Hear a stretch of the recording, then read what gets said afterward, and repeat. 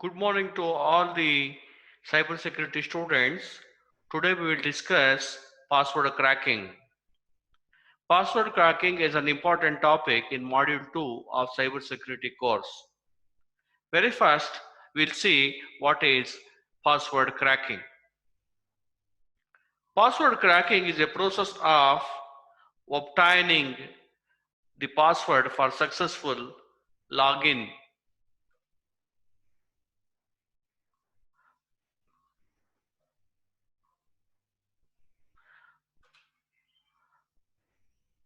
In cryptanalysis and computer security, password cracking is the process of recovering passwords from data that have been stored in or transmitted by a computer system. A common approach called brute force attack is to repeatedly try guesses for the password and to check them against an available cryptographic hash of the password. A cryptographic hash function, commonly called as CHF, is a hash function that is suitable for use in cryptography. It is a mathematical algorithm that maps data of arbitrary size, often called the message, to a bit string of a fixed size.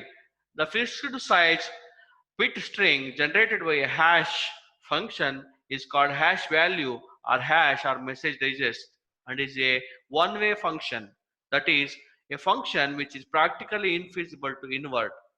Ideally, the only way to find a message that produces given hash is to attempt a brute force search of possible inputs to see if they produce a match or use a rainbow table of matched hashes. Please understand that cryptographic hash functions are a basic tool of modern cryptography. In the next slide, you please understand that a cryptographic hash function, specifically SHA-1, which is at work. A small change in the input drastically changes the output digest. This is so called avalanche effect. You can understand here Fox is an input and cryptographic hash function SHA-1 is applied. This is the generated hash value for Fox. The red fox jumps over the blue dog is a cryptographic hash function applied to it will generate this hash value. It appears to be the red fox jumps over the blue dog again in the third input, but the message digest generated is different. This is because a unique input is added to the regular text. The red fox jumps over the blue dog. This is the power of the hash function. Main properties of hash function.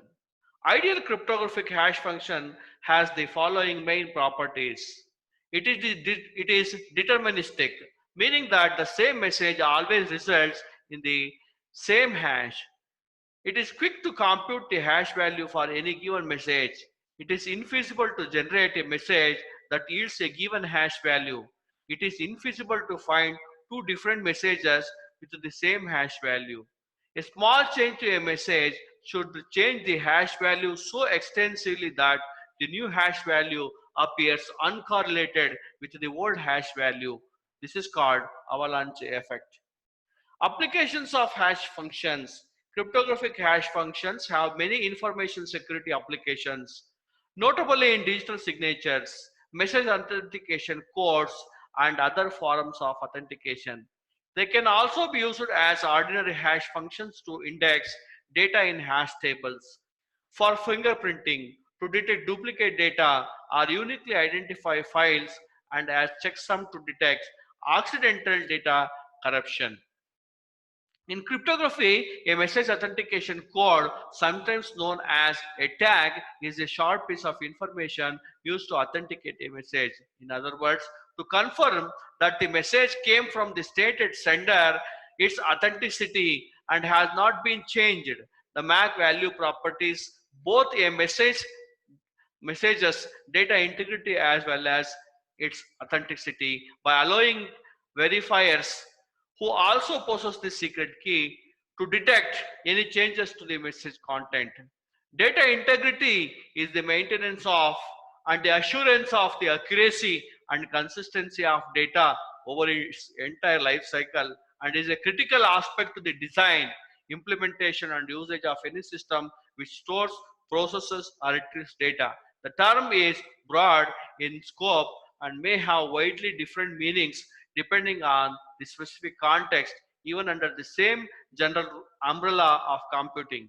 In information security, message authentication or data origin authentication is a property that a message has not been modified while in transit, and that the receiving party can verify the source of the message. Message authentication does not necessarily include the property of non-repudiation. Message authentication is typically achieved by using a message authentication course, MAX in short, authenticated encryption AE, or digital signature. In cryptography, SHA-1 is a cryptographic hash function which takes an input and produces a 160-bit hash value known as a message digest, typically rendered as a hexadecimal number 40 digits long. It was designed by the United States National Security Agency and is a US Federal Information Processing Standard. The MD5 function is a cryptographic algorithm that takes an input of arbitrary length and produces a message digest that is 128 bits long.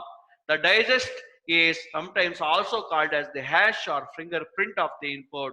The MD5 algorithm is a widely used algorithm for one-way hashes that are used to verify without necessarily giving the original value. MD5 algorithm is used by Unix systems to store the passwords of the user in a 128-bit encrypted format. MD5 algorithms are widely used to check the integrity of the files. The main difference between MD5 and SHA is that MD5 is not cryptographically stronger and not secure, while SHA is more cryptographically stronger and secure with versions such as SHA 256 and SHA 512. There are various algorithms used to protect in message communication. Coming back to our regular important topic of password cracking, the purpose of password cracking might be helpful. A user recovers a forgotten password, even though installing an entirely new password is less of security risk, but it involves system administration privileges. To gain unauthorized access to a system or to act as a preventive measure whereby system administrator checks for easily crackable passwords. On a file-by-file basis, password cracking is utilized to gain access to digital evidence to which a judge has allowed access when a particular file's permissions are restricted. The time needed for a password searches to crack a password, time required is related to bit strength. A higher strength password requires more time to crack, which is a measure of password entropy. And details of how the password is stored. Most of the methods password cracking require the computer to produce many candidate passwords, each of which is checked. One example is brute force cracking, in which a computer tries every possible key or password until it is succeeds. With multiple processor, this time can be optimized through searching from the last possible group of possible symbols and the beginning at the same time, with other processors being placed at search through a designated selection of possible passwords. Brute force attack is a general type of attack which consists of an attacker submitting many passwords or phrases with the hope of eventually guessing correctly. The attacker systematically checks all possible passwords and passphrases until the correct one is found. Alternatively, the cracker uh, of the password attempt to guess the key, which is typically created from the password using a key derivation function. This is known as exhaustive key search. More common methods of password cracking is a dictionary attack. A pattern checking is also another type of attack. Word list substitution, These are the some of the techniques. In this technique, attempt is made to reduce the number of trials required and will usually be attempted before the brute force. Higher password bit strength exponentially increases the number of candidate passwords that must be checked. On average, to recover the password and reduces the likelihood that password will be found in any cracking dictionary. In cryptanalysis and computer security, a dictionary attack is a form of brute force attack technique for defeating a cipher or authentication mechanism by trying to determine its decryption key or fast passphrase by trying hundreds or sometimes millions of likely possibilities such as words in dictionary. A dictionary attack is based on trying all the strings in a pre-arranged listing, typically derived from a list of words such as in dictionary, hence the phrase dictionary attack. In contrast to a brute force attack, where a large portion of the key space is searched systematically, a dictionary attack tries only those possibilities which are deemed most likely to succeed. Dictionary attacks often succeed because many people have a tendency to choose short passwords that are ordinary words or common passwords or simple variants obtained. For example, by appointing a digit or punctuation character, dictionary attacks are relatively easy to defeat. Example, by using a fast passphrase or otherwise choosing a password that is not a simple variant of a word found in any dictionary or listing of commonly used passwords. In cryptography, an algorithm's key space refer to the set of all possible permutations of a key. If a key were 8 bits long, the key space would consist of 2 to the power of 8, that is 256 possible keys. Advanced encryption standard AES can use a systematic symmetric key of 256 bits, resulting in a key space containing 2 to the power of 256 possible keys. In DES, block cipher uses 56-bit key, resulting in a relatively small key space of size 2 to the power of 56, which, as was demonstrated in 1998, can be searched exhaustively in 56 hours with a desktop computer. Now, with the advent of modern technology, this time can be drastically reduced. Further, with the advent of quantum computer in future, the breaking of the algorithm and getting the required key may be quite easy, taking less time. Pre-computed dictionary attack or rainbow table attack. It is possible to achieve a time-space trade-off by pre-computing a list of hashes of dictionary words and storing these in a database using the hash as the key. This requires a considerable amount of preparation time but allows the actual attack to be executed faster. The storage requirements for the pre-computed tables were once a major cost, but now less of an issue today because of the low cost of the storage. Pre-computed dictionary attacks are particularly effective when a large number of passwords are to be cracked. The pre-computed dictionary needs to be generated only once, and when it is completed, password hashes can be looked up almost instantly at any time to find the corresponding password. A more refined approach involves the use of rainbow tables, which reduces a storage requirement at the cost of slightly longer lookup tables.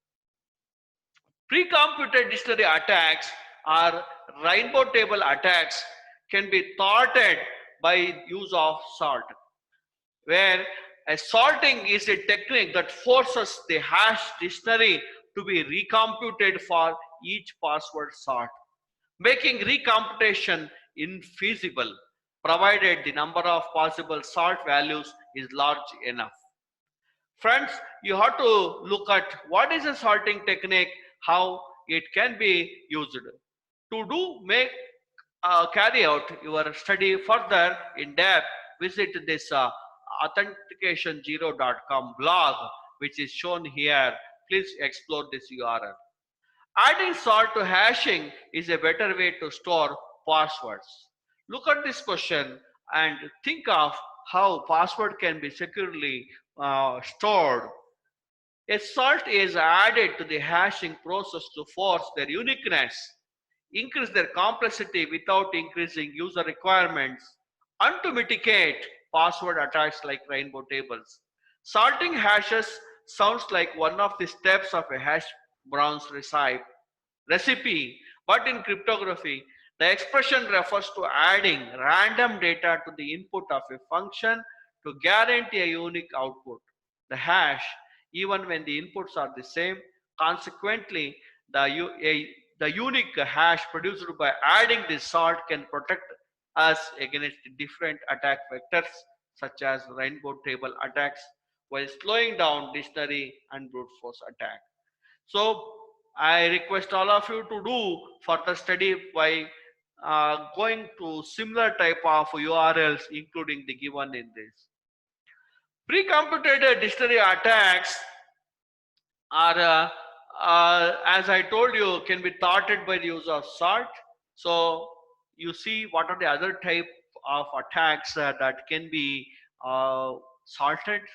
Also look at dictionary attack softwares available like Crack, Aircracked-ng, and John the Ripper.